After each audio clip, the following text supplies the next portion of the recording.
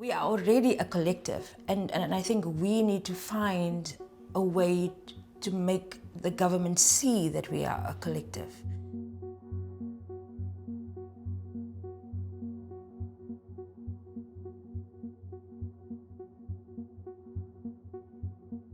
SWET advocates for the decriminalization of sex work and for the health and human rights of sex workers. The biggest successes lies in the advocacy efforts. Although our biggest aim is to achieve decriminalization of sex work, that aim has to be supported by the support, And over the years, SWET has lobbied the support of, say, the biggest trade union in South Africa, COSATU, who now advocates and supports the decriminalization of sex work.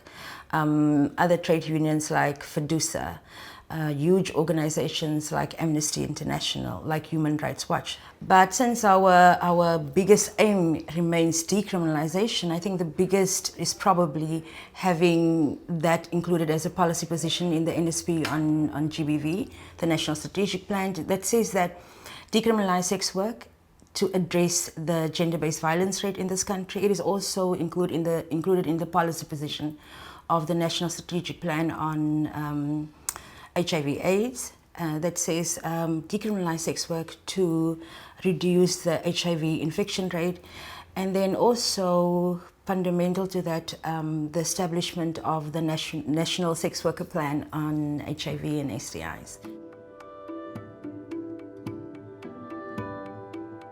What we need is to get the voices of the community, because sex workers are living within the communities. We want the community to unlearn the things that they've learned during the apartheid era on how sex workers were seen before, in how they're dirty, in HIV carriers. So we need those voices so that we can go to the parliament and say that, okay, listen, the community also agrees that there is neighbors that are sex workers, there is families that are sex workers, and they all need to be part of the community. It's good that there are people inside a community that has a way of mobilizing, advocating, and just put that collective need of a community forward. We talk about it here often in terms of sex worker advocacy, that SWET is an organization advocating for decrim, but the decrim advocacy lives outside of SWET. It lives with the people, the sex workers it impacts.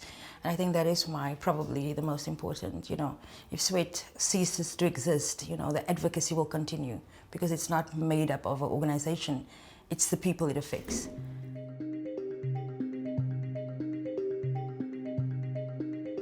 For me, this year's elections, I feel like they're really important. I feel like there's going to be a chance for full decrim, firstly.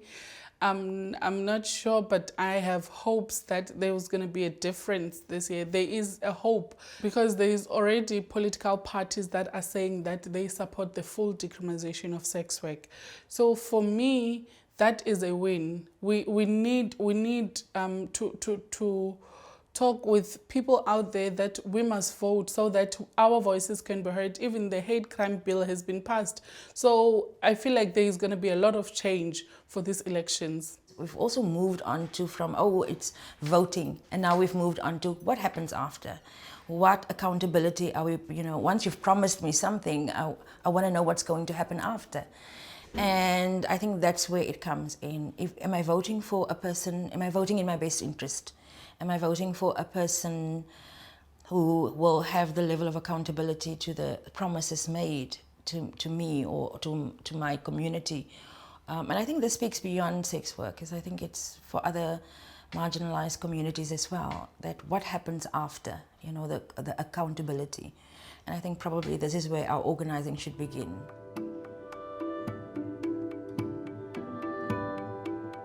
Currently, we're almost at 30 years of initial advocacy. If we're still advocating for decrim for the next 30 years, I would say that we failed. We really don't want to be here, but we want to shift our advocacy for the next 30 years.